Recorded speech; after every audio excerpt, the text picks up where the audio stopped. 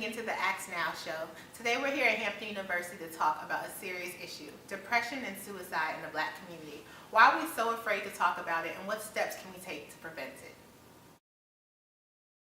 Hello, I am LaQuelle Agers, Miss HBCU, coming from Hampton University, and I am sitting down with the Ask Now show.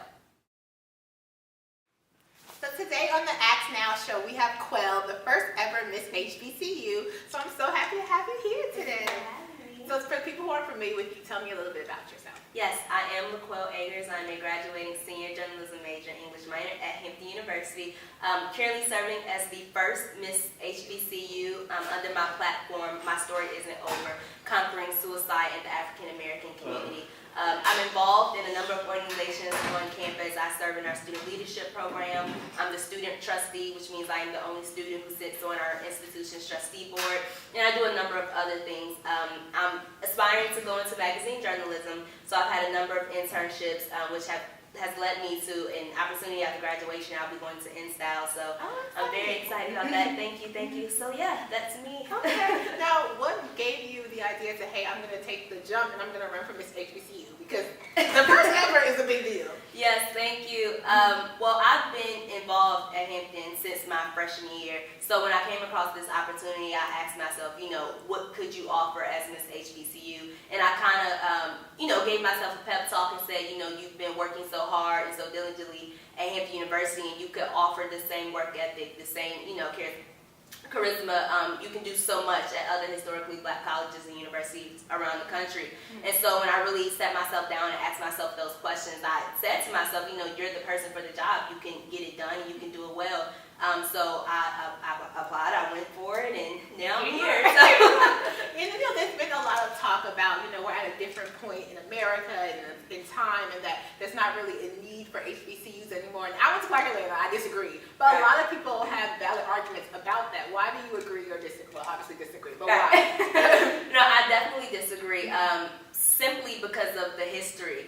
As Black people, as African American people, we aren't going to go to a PWI and gain the knowledge and the culture that we would gain at an HBCU. And I just think it's so important that we keep our historically Black colleges and universities around, because no one can care about us the way that we care about us. So with these institutions, we're able to gain the same education, the same leadership, the same confidence. Everything you would gain at an institution, you can get at an HBCU, while getting that HBCU experience, while getting that Greek experience, while getting more knowledge of your culture and the Black African-American community. So we definitely need our HBCUs to stay around, for sure.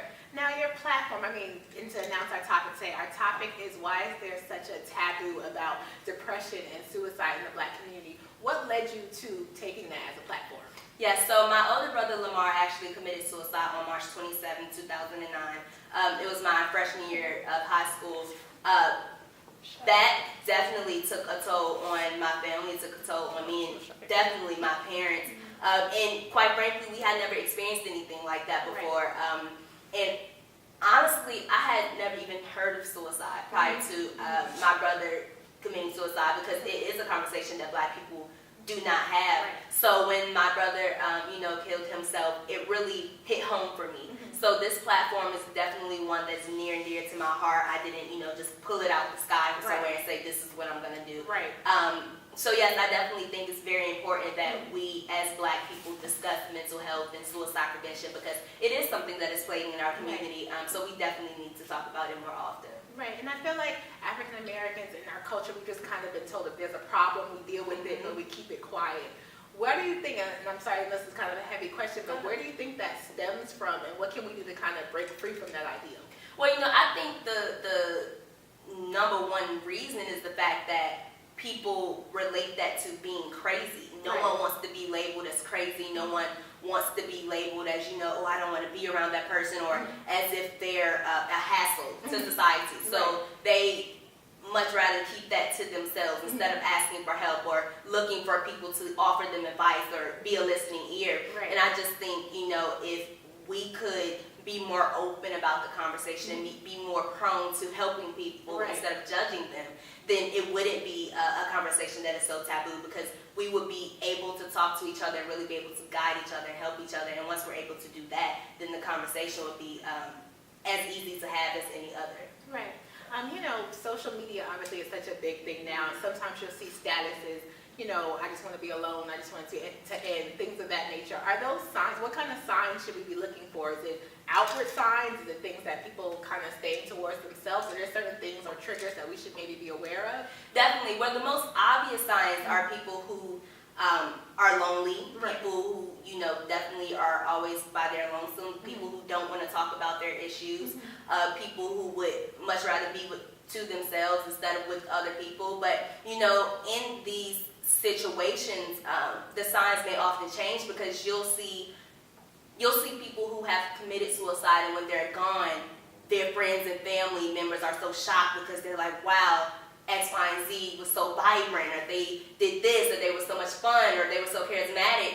And so it's really, the signs can really change because the individual who may seem to be the most happiest person in our lives may be the one struggling. Right. And some of those people, they tend to remain happy or fake happy because they don't want to let those people who are looking at them, they don't want to let them down. Right. So they much rather keep everything that is that they're going to do, they much rather keep that to themselves.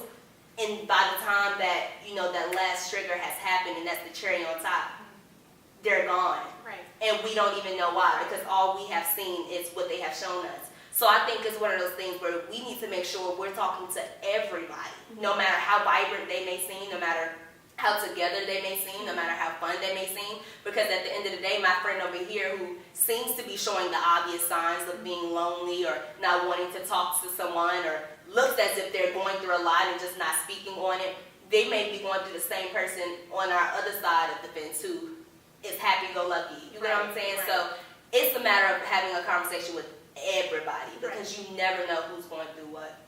And it seems like there is being more conversation about it. I don't know if you watch these shows, but I mean, being Mary Jane, one of the main characters committed suicide. Empire, they're even making some connections to mental health. So I think it's starting to be more talked about, and it's just because there are more things happening. And people like you who are not afraid to talk about it and speak about it and share your story, your testimony, to hopefully have other people come out and tell their story and talk and communicate with people. So I appreciate you for that, and I'm sure so many other people do as well. So your plans for, I think she should be on TV because y'all hear her speaking. But what are your plans moving forward? I know you're about to graduate, so what's next for you? Yes, well, the first thing is I do want to go into magazine journalism. So post-graduation, I'll be going to Cosmopolitan Magazine, Australia first for a week. Yes, I've never been to Australia before, so this should be fun and interesting at the same time. So I'll be going there for a week to experience international magazine journalism for a bit. And then I'll be going to New York City following that to go to InStyle Magazine. So my life picks up pretty fast after graduation. I'll leave for Australia 3 days after graduation, and then when I return to the States, I'll start InStyle 2 days later. Wow. So it's about to move fast, but I'm excited. That's exciting. It's very, very exciting. If you could talk to someone who maybe like a younger you or somebody who's looking forward to going to college soon or wants to run for Miss HBCU or something like that, what would you say to them? What advice would you give them to be where you are? Because you're in a very good place right now. Thank you. Definitely. I think the number one piece of advice that I would give to any young girl, anyone who's trying to accomplish something, and I say it all the time, it would be to don't get caught up in having to experience something for yourself in order to see that that was a mistake. I think it's very important for us to listen to our peers, listen to our parents, listen to our aunties and cousins who are saying, you know, girl, I went through that, maybe you shouldn't do that, or these are the mistakes that I made, so you should learn from them. So I think the most important thing as far as any advice that I could give is to really hone in and focus on the mistakes that have gotten people around you, because it doesn't always take you having to experience something firsthand in order to learn from it. And I think that's the biggest thing I've learned coming into a woman, coming into a student, everything that I've accomplished thus far. I think it's been because I've learned from every single person that has been in my space. And I think if you really focus on, you know, the things that other people have done and see that you could learn from those things, then everything else will be smooth sailing, because you'll make a little, you know, fewer mistakes. It won't be as many, of course. Everybody makes mistakes, but you'll be able to not make as many just because you're learning from the people that